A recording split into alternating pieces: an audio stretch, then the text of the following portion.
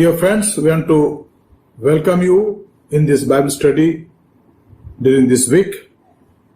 प्रिय मित्रों, हम आप सबों का हार्दिक स्वागत करते हैं इस बाइबल अध्ययन के लिए जो इस हफ्ते हम करेंगे, और हमारा विषय है रोमियो उसका 6वां अध्याय. Dear friends, the subject or the chapter of our study this week is Romans chapter 6. And this is a study where we are talking about the Christian faith and doctrine. And I know that God has His word to speak to us in different ways. And when we study this word, He is there to speak to us, guide us and lead us. Before we study this book, let's pray now. आइए हम प्रार्थना करें. धन्यवाद, स्तुति और महिमा के पिता परमेश्वर, स्वर्ग और पृथ्वी के स्वामी, हम धन्यवाद देते प्रभु आपकी उपस्थिति के लिए, आपके वचन के लिए, पवित्र आत्मा के लिए जो हमारी सहायता करता है कि हम आपके वचन को समझ सकें. हे प्रभु, हमारी मदद करे कि हम आपके वचन के गहरे भेदों को समझे, जाने और आप में बढ़ते चले जाएं. आप मेरी सहायता करें, हर एक सुनने वालों की सहायता करें. हम जानते प्रभु कि इस पैंडेमिक के दौरान आपने हमें स्वस्थ रखा है, जहां चारों तरफ परेशानियां हैं, दुख है, कठिनाई है, पर हम धन्यवाद देते प्रभु कि आप हमें संभालते हैं. हे प्रभु, आज के वचन पर आपके आशीष चाहते हैं, हमसे बातचीत करें और हमारे जीवन से आपकी महिमा हो सके. हमारे उद्धारकर्ता प्रभु यीशु के पवित्र नाम से मांगते हैं, आमीन. मित्रों, हम लोग आज देखेंगे रोमियो उसका 6वां अध्याय, उसके पहले पद से उसके 8वें पद तक. Dear friends, will study today Romans chapter 6 verses 1 to 8. And in these verses we'll see 6 things. हम इन पदों में 6 बातों को देखेंगे. पहली बात हम देखते हैं यहाँ पर जो पाया जाता है, पहले और दूसरे पद में लिखा है, तो हम क्या कहें? क्या हम पाप करते रहें कि अनुग्रह बहुत हो? कदापि नहीं. हम जब पाप के लिए मर गए तो फिर आगे को उसके लिए कैसे जीवन बिताएं? What shall we say then? Are we to continue in sin that grace may abound? By no means. How can we who died to sin still live in sin?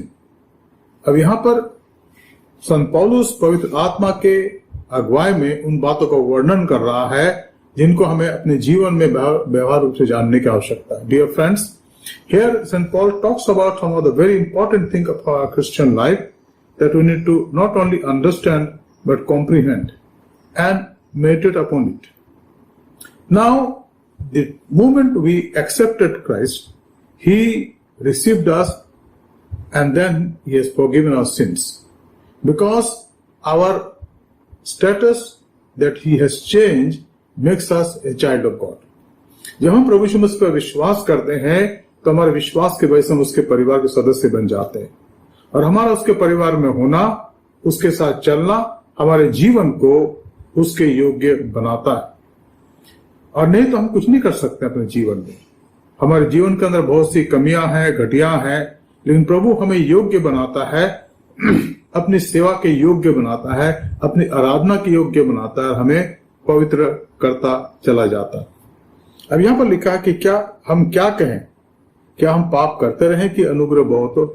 अब यहां पर पाप और अनुग्रह का, हमारे पाप क्षमा कब होते हैं, कब हमने क्षमा प्राप्त करी? जब हमने प्रभु यीशु मसीह के नाम से पश्चाताप करा. और कभी कभी इसकी जरूरत हमें पड़ती है, बीच में ही पड़ती है. ये नहीं कि एक बार हमने कर लिया 40 साल पहले, 45 साल पहले, 30 साल पहले, जी नहीं.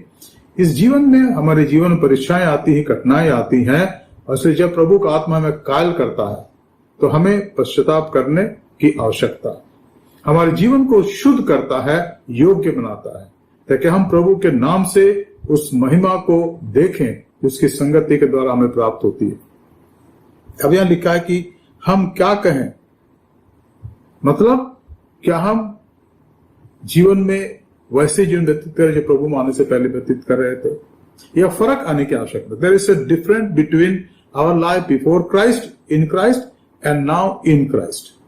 जब हम प्रभु में नहीं थे तो जीवन स्वतंत्र था, दुनिया की बातों में चलना, दुनिया की बातें करना, कॉम्प्रोमाइज करना सारी बातों में, लेकिन जब प्रभु में आ गए, जब हमने विश्वास करा, तो हमने उन बातों को छोड़ दी।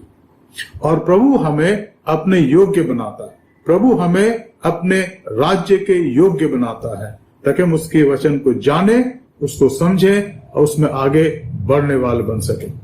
रोमियो उसका 8वां अध्याय अगर आप देखें, मैं चाहूंगा आप मेरे साथ निकाल लीजिए रोमियो उसका 8वां अध्याय और उसके पहले 2 पदों को देखेंगे क्या लिखा है।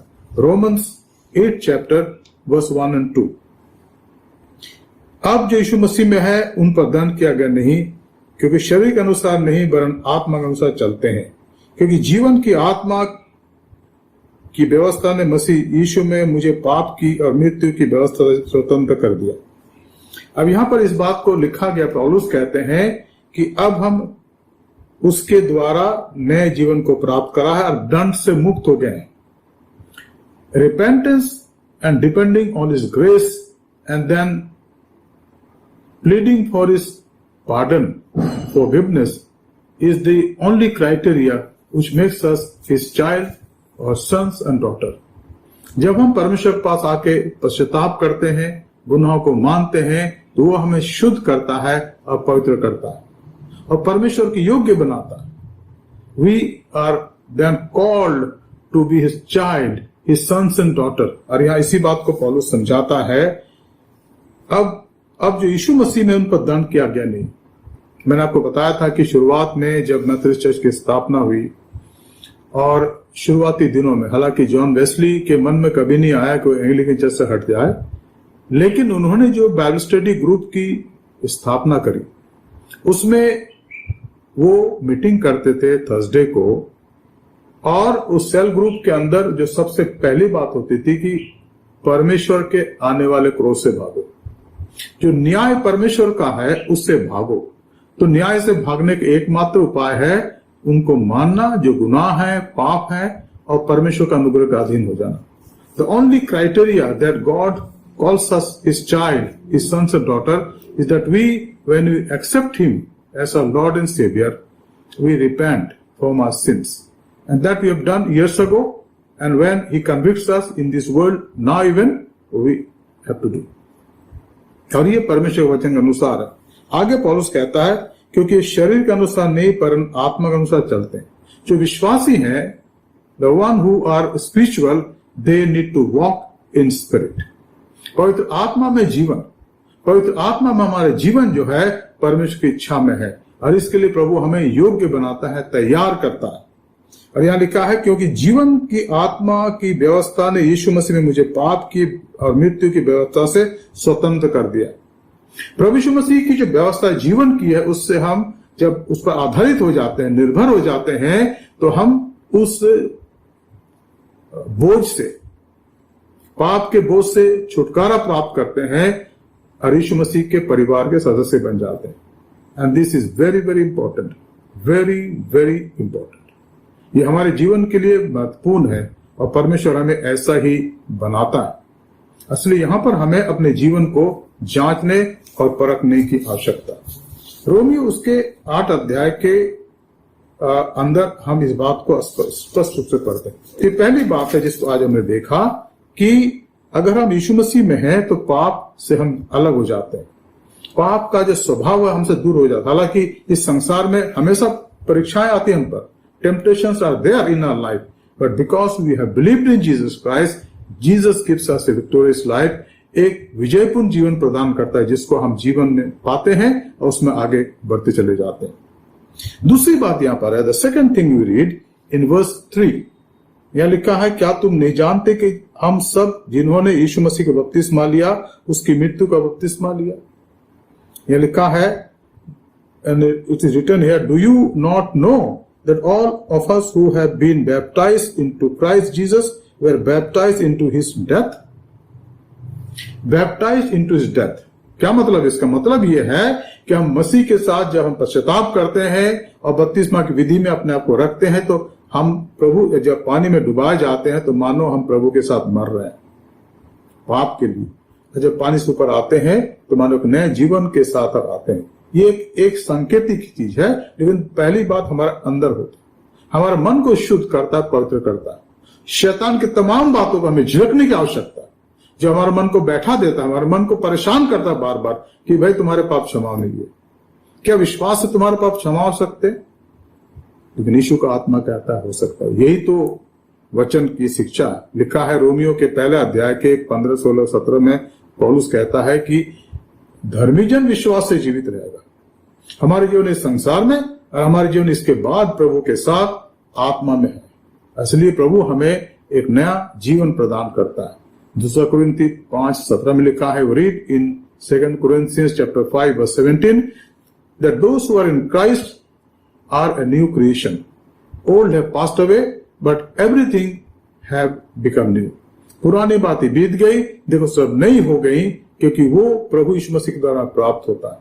मित्रों, इस बात को हमें जानने, समझने और उस पर चलने की आवश्यकता है।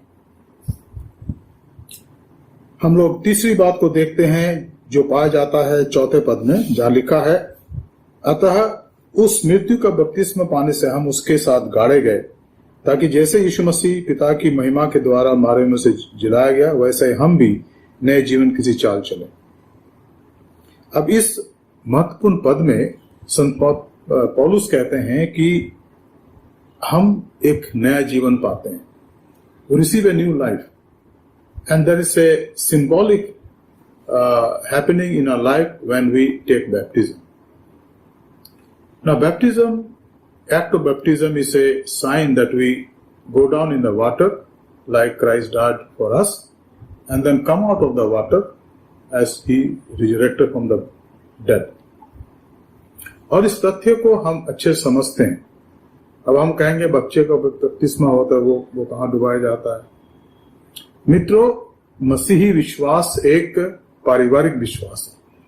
Christian faith is a family faith and therefore our church fathers years ago decided that in the mainline churches especially we have the child baptism, that is christening, to dedicate a child in the altar so that when the child grows up, become 15 to 18 years of age or 20 years of age, he or she is brought in the church, and there is a class for confirmation, and then elders or the episcopal leader does the act of confirmation, and the child or the boy or girl is taken into the full membership of the church. But before that, he or she has to understand the meaning of new birth and the meaning of forgiveness of sin and the meaning of God accepting him or her into his family.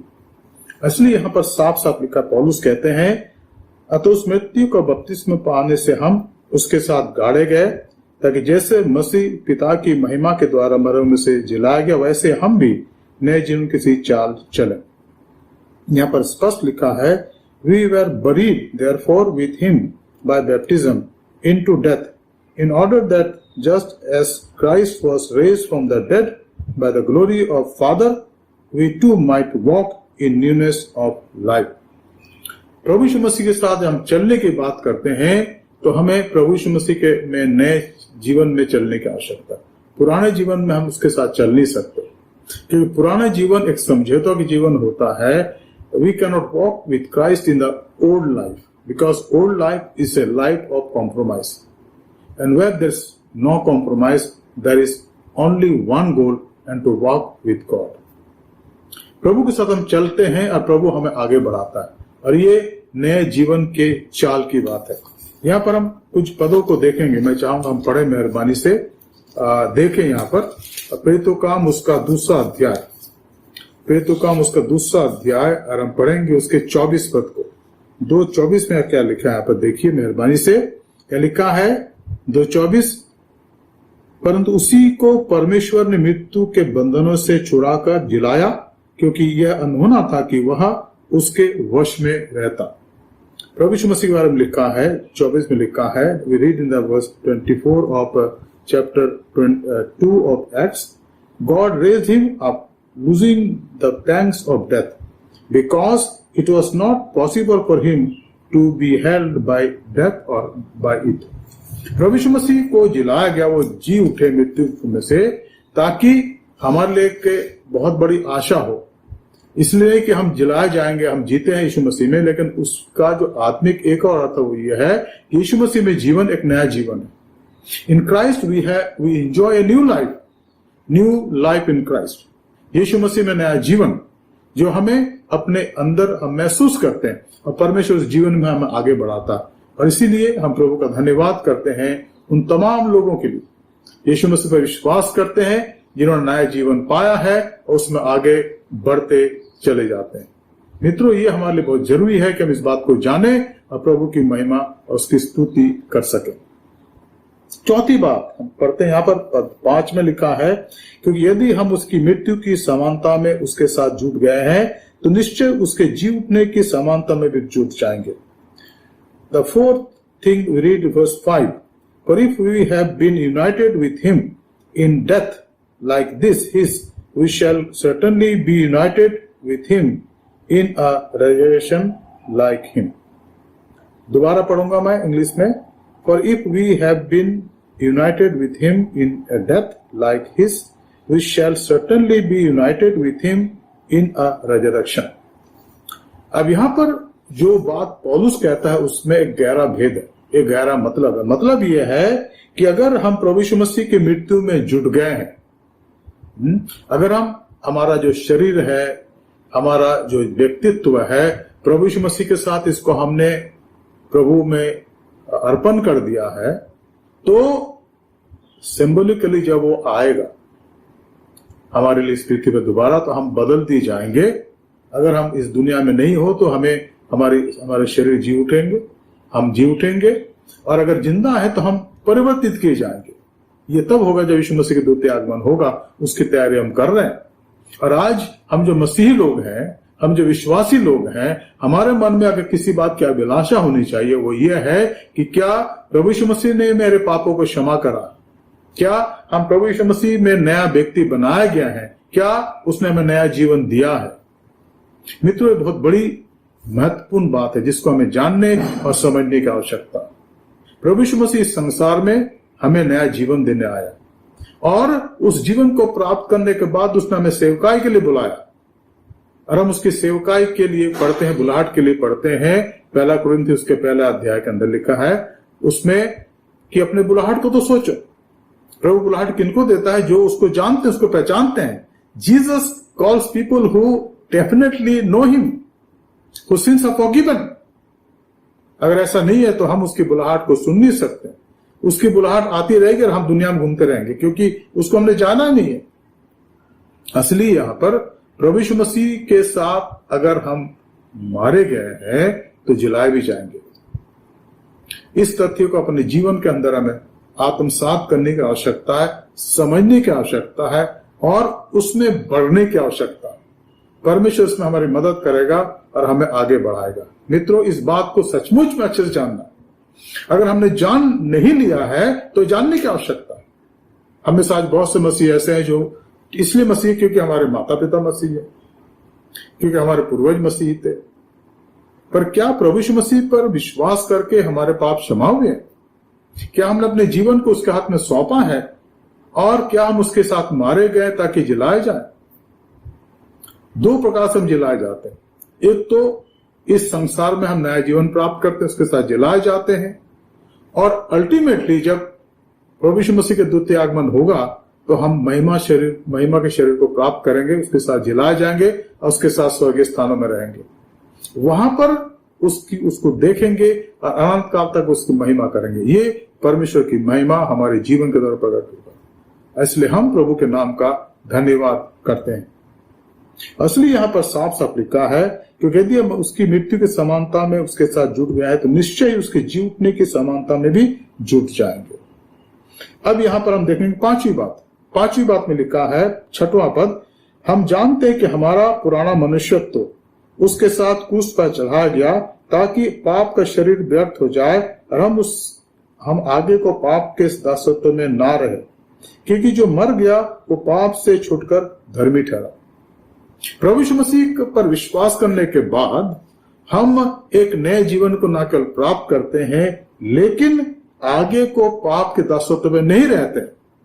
And now read here in the 5th thing, verse 6 and 7. We know that our old self was crucified with him in order that the body of sin might be brought to nothing, so that we would no longer be enslaved to sin. And it's written here, 7th verse, for one who has died has been set free from the sin. प्रभु यीशु मसीह पर विश्वास करने के द्वारा हम उसके सामर्थ से नए व्यक्ति बनाया गया। हमारा अंदर जो पुराना मनुष्य होता है वो धीमे धीमे कर खत्म होता जाता है, एक बार तो नहीं होता, क्योंकि इस संसार में रहते हैं। लेकिन यीशु मसीह पर विश्वास करने के बाद, उसको जानने के बाद हम एक नए मनुष्य बन जाते हैं, नए प्राणी बन जाते हैं और हमारा अस्तित्व नया हो जाता है। और इसलिए हम प्रभु के नाम का हृदय से धन्यवाद करते हैं, उसकी स्तुति, उसकी बड़ाई करते हैं। मित्रों, प्रभु हमें नया जीवन प्रदान करता है, वो हमें नया व्यक्ति बनाता है। नया व्यक्ति बनना इस संसार में हम सोचते संभव है। हमारे गुण अच्छे हो सकते हैं, हमारे अंदर नए गुण आ सकते हैं, लेकिन हमारे हृदय का नवीनीकरण केवल परमेश्वर करता है, यीशु मसीह में। इसलिए हम पढ़ते हैं यिर्मयाह की पुस्तक के 17 अध्याय के 9 और 10 पद में लिखा है कि हृदय एक धोखा देने वाली वस्तु है, उसको कौन समझ सकता? Who can understand the meaning of your heart except you and God? God and you. And therefore, when I surrender my life to Christ, my heart becomes new. I am generated. I am renovated completely. Completely, I become a new person. यीशु मसीह में हम नया बन जाते हैं और उसके साथ हम आगे बढ़ते हैं। और ये परमेश्वर का दान है, इसके लिए हम प्रभु का हृदय से धन्यवाद करते, उसकी महिमा करते हैं। इसको हमें जानने और समझने की आवश्यकता। और आखिरी बात है, यहाँ पर आखिरी बात पद 8 में लिखा है, इसलिए यदि हम मसीह के साथ मर गए तो हमारा विश्वास है कि उसके साथ जिएंगे भी। यह लिखा है, if we have died with Christ we believe that we will also live with him. अब इस चीज को हमें अच्छे से समझना और जानने की आवश्यकता। अगर हम उसके साथ मर गए तो उसके साथ जिएंगे भी। प्रभु के साथ मरना और उसके साथ जीना, ये दोनों बहुत महत्वपूर्ण चीज है कि हमें वो नया जीवन देता है। हमारे अंदर नई बात आ जाती है, हम नई सृष्टि बन जाते हैं, हमारे जीवन में आत्मा के फल लगने लगते हैं। मित्रों, इस संसार में ये संभव है, इस संसार में हो सकता है कि हम प्रभु में आगे बढ़ते हुए उसकी महिमा आत्म सच्चाई से करने लगते हैं। उसकी महिमा के लिए कर सकते हैं। हमारे जीवन के अंदर बहुत सी सांसारिक बातें हैं, उनको हमें नलिफाई करने की आवश्यकता, उनके लिए हमें मरने की आवश्यकता। और ये रोज की प्रक्रिया। प्रभु हमें नया जीवन देता है ताकि उसमें बढ़ते हुए उसकी महिमा, उसकी स्तुति कर सकें। मित्रों, आज हम ये रुक जाएंगे, लेकिन प्रार्थना करेंगे प्रभु इन वचनों को हमें समझाए, बताए, ताकि हमारा जीवन सचमुच में उसकी महिमा का कारण बन सके। आइए हम प्रार्थना करें। Heavenly Father, we want to thank you and praise you for this time. Thank you, Lord, for speaking to us in this way. Thank you, Lord, for your grace and mercy. And we pray, God, as we meditate upon this word, let your holy word direct us, lead us, and guide us. We pray, God, that create in us the spiritual hunger to be open to you, so that you may lead us day by day, you may guide us day by day, so that we may walk with you day by day. प्रभु, हम चाहते कि आप हमें चलाएं ताकि हम आप में बढ़ते चले जाएं और हमारे जीवन से आपकी महिमा स्तुति बढ़ाई हो सके। अपने आप को संपूर्ण रूप से हम आपके हाथों में सौंपते हैं। जो वचन के बीच प्रभु आज बोया जो व्यर्थ न जाए, पर आपका आत्मा प्रभु उसको हमारे हृदय के अंदर नक्श कर दे प्रभु, ताकि बीज हमारे अंदर प्रभु अंकुरित हो, फलवंतित हो और उसमें 100 गुना, 60 गुना और 30 गुना फल उत्पन्न हो सके। प्रभु जी, हम प्रार्थना करते हैं आज जो बीमार हैं, दुखी हैं, खास करके इस कोरोना वायरस की वजह से प्रभु, हमारे बीच में बहुत से ऐसे लोग हैं प्रभु जिनको तकलीफ है प्रभु, क्योंकि उनको ऑक्सीजन की कमी हो रही है। कईयों के फेफड़े में प्रभु और लंग्स में तकलीफ है।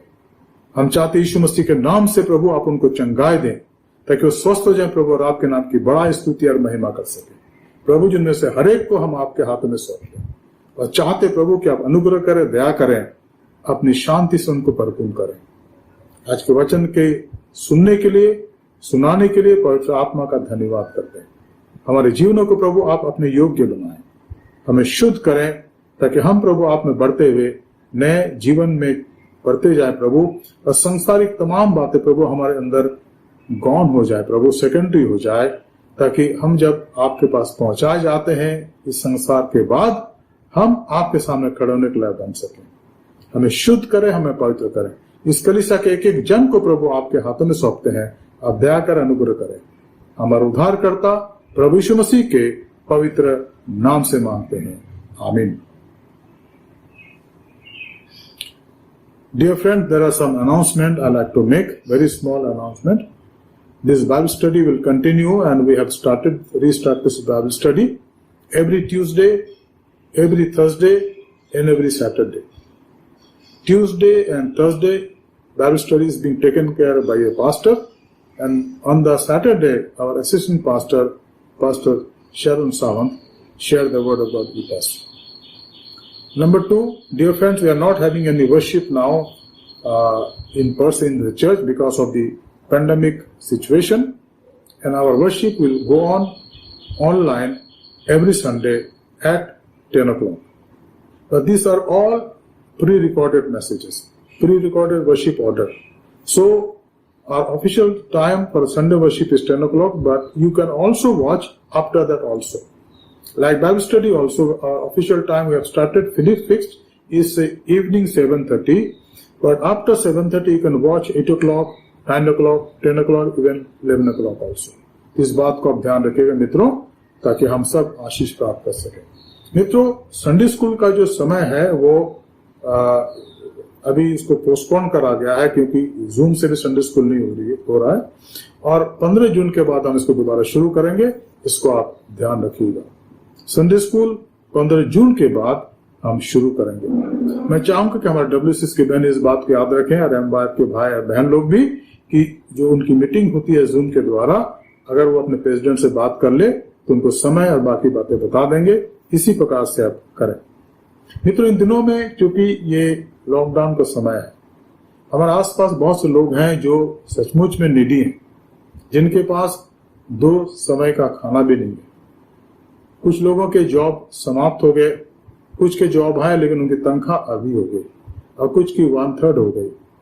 तो अगर आप पारिवारिक रूप से किसी की मदद करना चाहते हैं तो आप मेहरबानी से उनकी मदद करें, राशन खरीद के दें उनको, ताकि उनका भी जीवन चलता रहे और आप प्रभु उसको आशीष आपको दे और उनको भी दे सके। इस बात को आप याद रखिएगा। आइए हम छोटी सी प्रार्थना करें और प्रभु का आशीष ग्रहण करें। स्वर्गीय पिता, धन्यवाद देते हैं प्रभु आज के वचन के लिए जो आपने हमें दिया।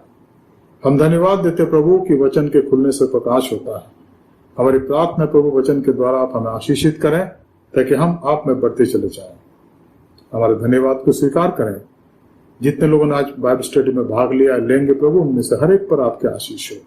कलीसिया के एक एक लोग पर आशीष हो प्रभु, ताकि कलीसिया जो आपकी दुल्हन है प्रभु आप में बढ़ती चली जाए। हमारा ध्यान आपके वचन की तरफ रहे, पाप से, हर एक समझौते से, हर एक उन बातों से प्रभु जो दुनिया की हमें बचाए प्रभु, ताकि हम आपके योग्य संतान बन सके। हमारा उद्धारकर्ता प्रभु यीशु मसीह के पवित्र नाम से मांगते हैं, आमीन। आइए आशीष वचन लें। अब हमारे खुदा यीशु मसीह का फजल, खुदा बाप की मोहब्बत, रूह कुदुस की इफाकत शराकत हमें सारे के साथ इस समय और हमेशा तक होती रहे, आमीन।